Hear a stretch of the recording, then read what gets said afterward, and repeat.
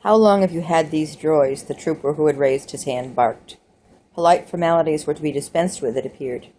Looking blank for a second, Luke finally came up with 3 or 4 seasons, I guess. "They're up for sale if you want them, and the price is right," Kenobi put in, giving a wonderful impression of a desert finagler out to cajole a few quick credits from the ignorant Imperials. The trooper in charge did not deign to reply. He was so absorbed in a thorough examination of the land speeder's underside. "Did you come in from the south?" he asked. No, Luke answered quickly. We live in the west, near Bestine Township." "Bestine," the trooper murmured, walking around to study the speeder's front. Luke forced himself to stare straight ahead.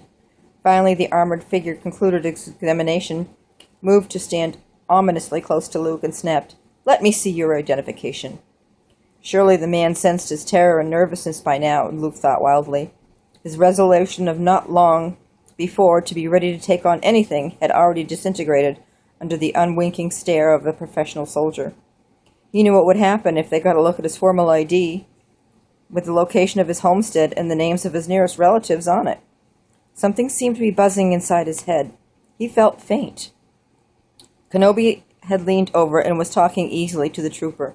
"You don't need to see his identification," the old man informed the Imperial in an extremely peculiar voice.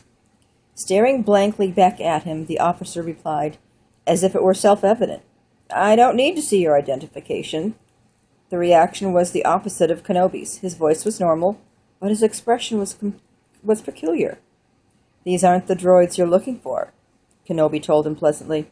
"These aren't the droids we're looking for. He can go about his business." "You can go about your business," the metal-masked officer informed Luke. The expression of relief that spread across Luke's face ought to have been as revealing as his previous nervousness, but the Imperial ignored it. "Move along," Kenobi whispered. "Move along," the officer instructed Luke.